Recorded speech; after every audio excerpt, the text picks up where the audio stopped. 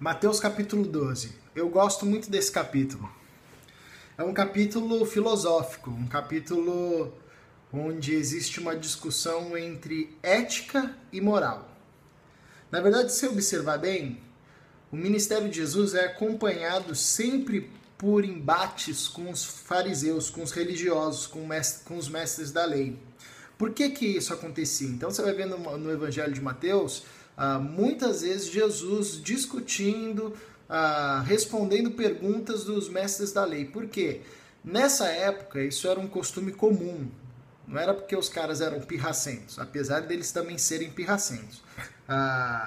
Mas era um costume comum. Toda vez que surgia um novo mestre, ou o povo aclamava um novo mestre da lei, os fariseus tinham a responsabilidade, os mestres da lei, os religiosos, eles tinham a responsabilidade de averiguar se aquele mestre realmente ensinava aquilo que a lei permitia ensinar, ou se os ensinamentos desses novos mestres eram falsos. Então eles iam averiguar, eles iam contestar o que esses caras estavam ensinando e a prática desses caras.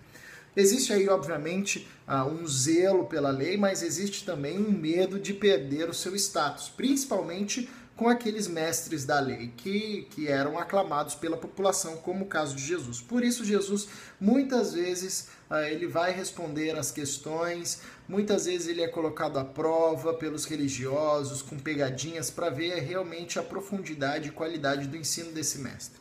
Interessante, Jesus ele sai de todos esses ensinamentos de forma brilhante. Agora, a lógica de Jesus e a lógica dos religiosos, dos fariseus principalmente, se distinguia num ponto fundamental, que era a relação entre lei e vida.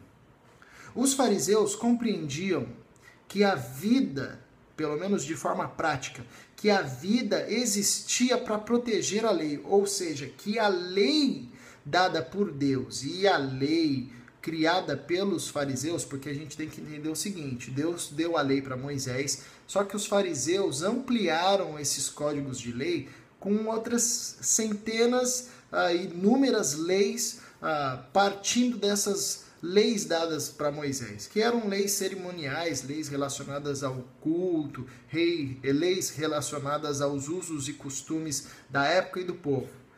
Então, os fariseus compreendiam que a lei era maior do que a vida.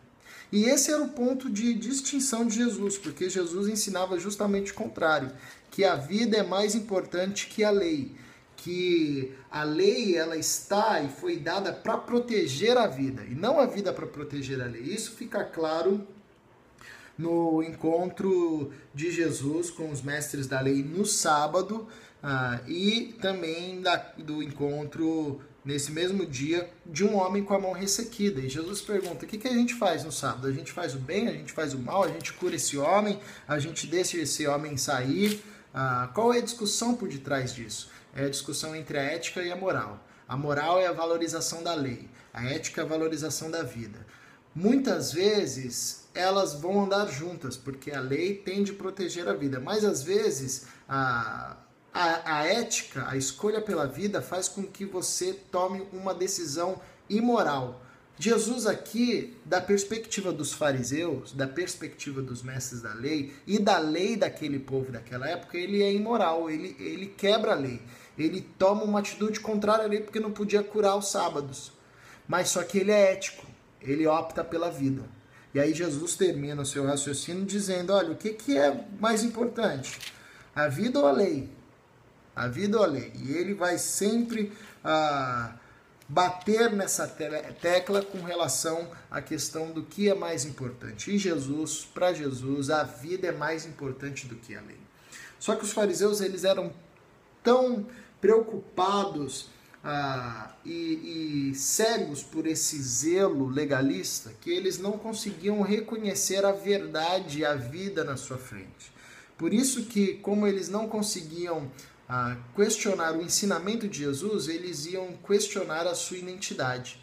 E aí começam a atribuir e a associar Jesus a Satanás. O que Jesus diz que esse movimento evidenciava cada vez mais o mal que habitava no coração deles.